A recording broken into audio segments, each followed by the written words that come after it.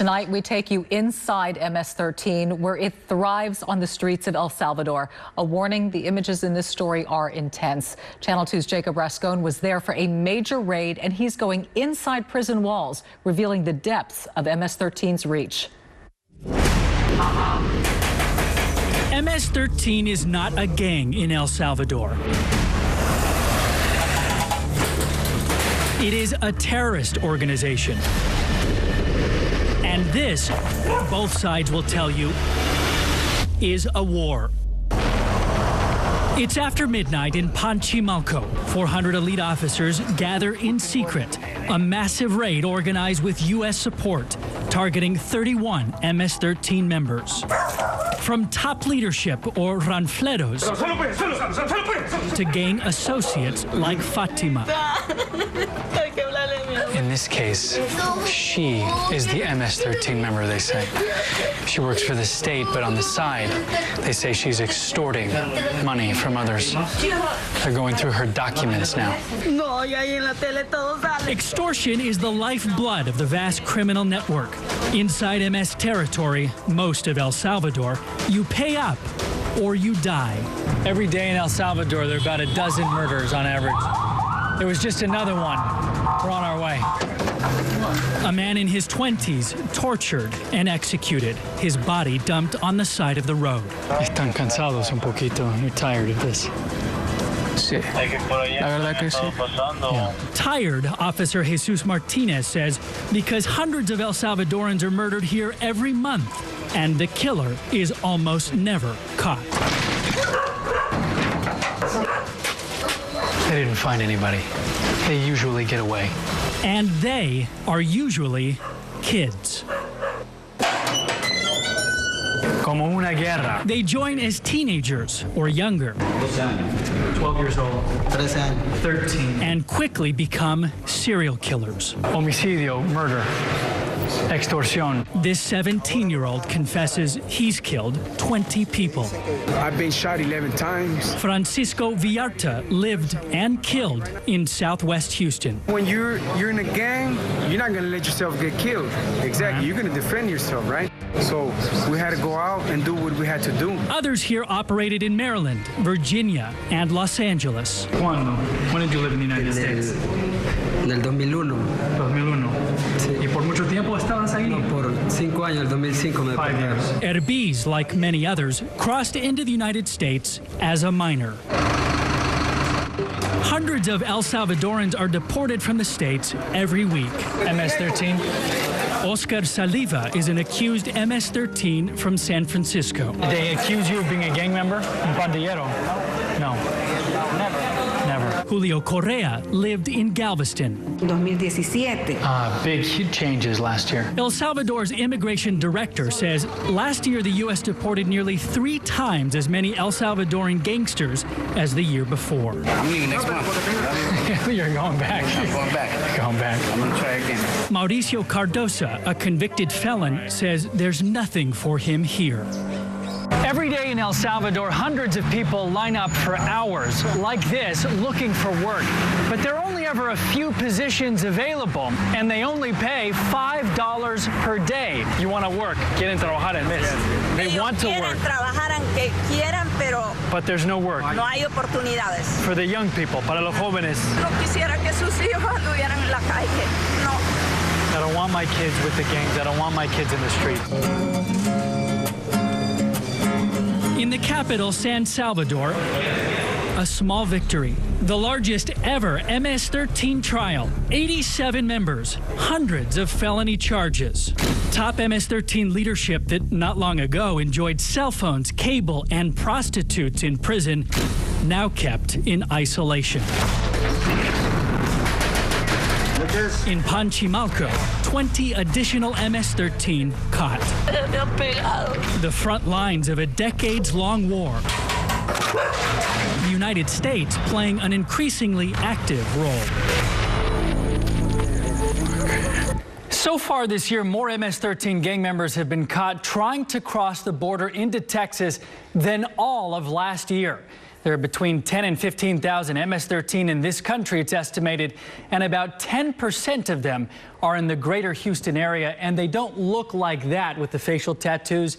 Here, no visible tattoos. They work, and on the side, they're gang members. Tonight, Jacob continues his reporting from right here in Houston. He got exclusive access to the elite FBI gang task force and a secret anti-gang operations center where agents coordinate their efforts to stop MS-13 killings here at home.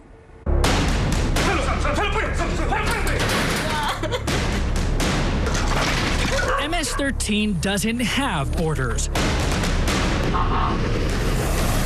From El Salvador to Houston and beyond, it is a single criminal network.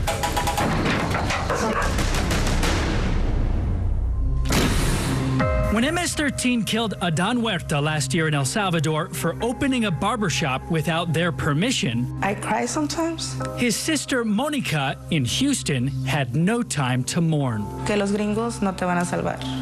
They're not going to save you. They're not going to save you. That was their threat. The gang sent Monica private Facebook messages, direct threats from MS-13 members in El Salvador and Houston. No te pongas, don't get comfortable, you're next. I want to believe that because I'm here in the U.S., nothing will happen to me. But things are starting to get a little scary now. They prey on their own people. This is MS territory, we're told, in southwest Houston. Up to 1,200 MS-13 members across greater Houston. 503, El Salvador's calling code, and MS-13. The area's most brutal gang, responsible for gruesome and even satanic killings throughout the region, has been especially active here, the FBI says, since 2014. The FBI gang task force is on the streets almost every day, gathering intelligence, conducting arrests. The task force recently quadrupled the number of agents and officers dedicated to MS-13 investigations. They're not making an arrest today. They're looking for a body, an MS-13 victim. In El Salvador, MS-13 and law enforcement are at war.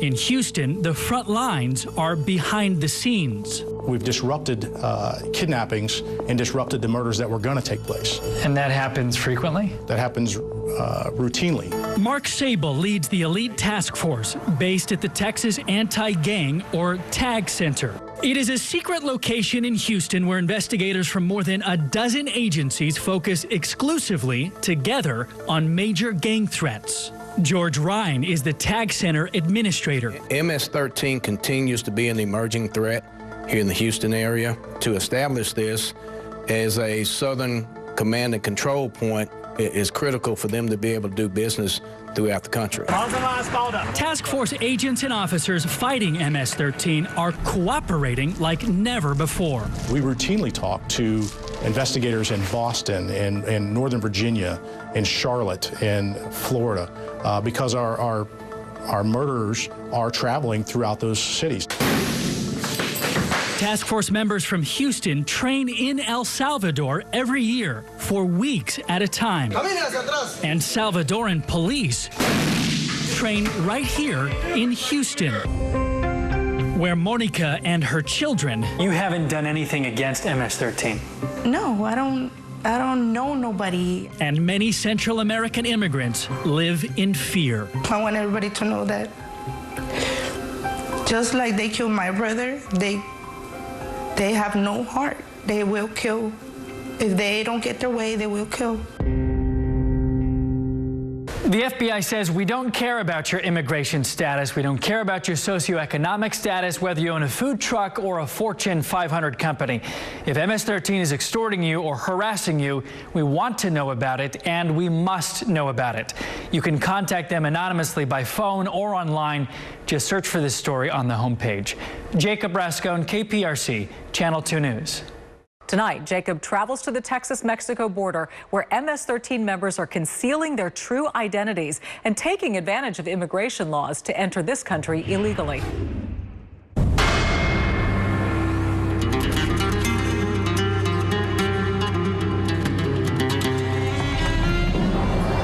It is a typical day at the border in the Rio Grande Valley. A group of illegal immigrants triggered a hidden camera. The Rio Grande Valley sector is the busiest sector in the nation for both illegal alien apprehensions and narcotic seizures. 500 apprehensions here every day, including MS-13 members. This is how MS-13 gets into this country. All the way from El Salvador, crossing into the U.S. on one of the thousands of trails just like this. Border Patrol just made contact with us, and now the group's running. Many MS-13 have also turned themselves into Border Patrol, posing as innocent, helpless, unaccompanied minors, a protected class of immigrant sent to live with family members across the United States. I think they're doing that because they know that perhaps there may be a loophole that they can exploit. Over the last several years, more unaccompanied minors apprehended at the border have been sent to Harris County than any other county in the United States. The overwhelming majority are not gang members. He confessed to his part in the murder of the... But law enforcement sources tell KPRC nearly every MS-13 member who has committed a violent crime in our area in recent years had protected unaccompanied minor immigration status. You never know who you're apprehending out in the field, right? You never know if it's a gang member, a murderer, someone who's wanted. Every person caught crossing the border illegally when we were there came from Central America. You're from Honduras. Including the Hernandez family, who hope to make it to Houston. Eres pandillero, you a gang member? No. Most, like Annalise and her son David, say they risk their lives traveling to America to escape MS-13. I'm afraid they're going to kill you. Osway says MS-13 warned him never to return to Honduras or he would be executed. In prison, MS-13 members look like this. Homicidio, murder, extortion. But in the open, for years now, they look like any other Central American immigrant. What we're seeing now is they come with no tattoos. They try and blend in. This year, Deputy Chief Raul Ortiz says MS-13 members have also regularly posed as fathers with young children, all an elaborate scheme. You're encountering them at the border here almost every day. So not only are you encountering them at the border, we're encountering them at our checkpoints. We're going around our checkpoints, every station. To help Border Patrol identify MS-13 members, select agents now train in El Salvador with local police, similar to the FBI and ICE. From El Salvador to Houston, to the border and beyond. The fight against MS-13 is increasingly coordinated. What law enforcement everywhere hope is finally a winning strategy.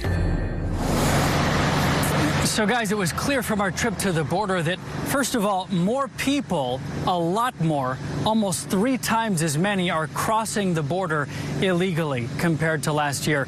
It was also clear that most of these people are trying to get away from gangs like MS-13 and bad economic conditions. And then it was also clear that more gangs that have tried to cross or been caught in years are crossing and being caught right now. The Border Patrol believes that's partly because they are getting better and better at identifying gangs like MS-13. Jacob Rascon, KPRC, Channel 2 News.